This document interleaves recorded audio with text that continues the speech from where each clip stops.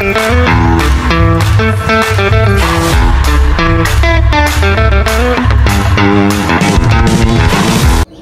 guys, yan for today's video is magti-training tayo kay Kiwi ng recall. Pero bago yan, mag-prepare muna tayo ng kanyang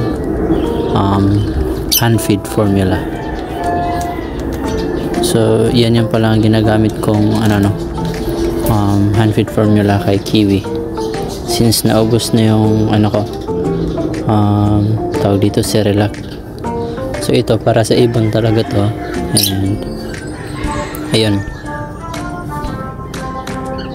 mix lang natin. Lagyan na natin yan ng mainit na tubig tsaka warm na tubig para hindi masyadong mainit. So yan, mekos.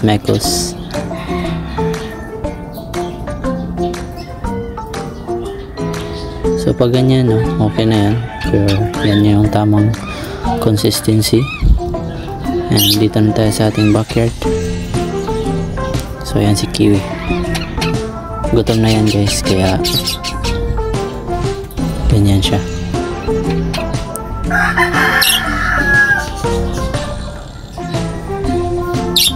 So ayan, pinapakain ko muna sa kanya yung mga sobra-sobra na nasa syringe.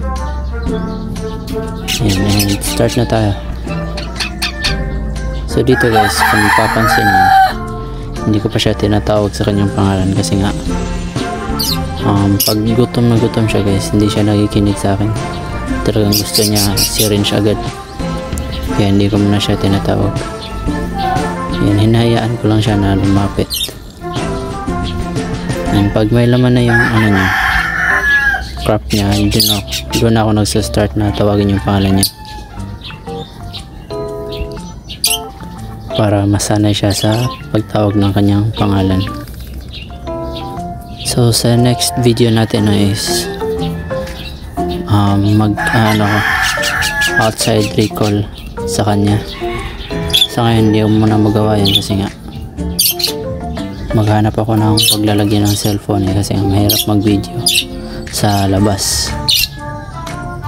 Ayan.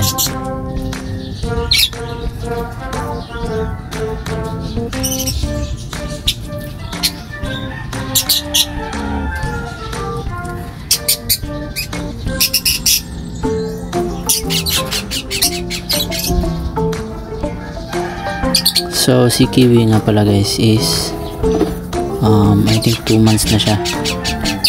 Pero sa akin hindi, wala pa siyang 1 month. Nakuha ko kasi siya 5 weeks old ata yun. Ayan, and pa 6 weeks na rin yun. Kaya ngayon nasa na siya, maybe magto 2 months or 2 months na siya.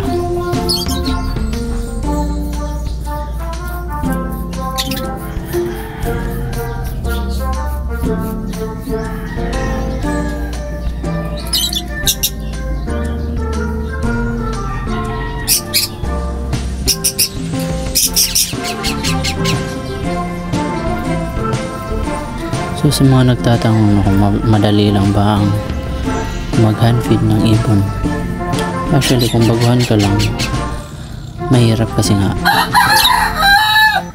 talagang maglalaan ka ng oras lalo na kapag maliit pa sila, kailangan nilang kumain ng madalas. So nasa mga 3 times a day din sila kumain.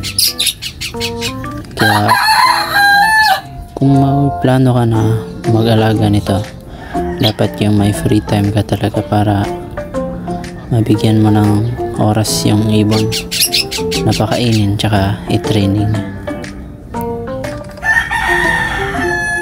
Yan, dito medyo busog na siya kaya tagal siyang lumipad.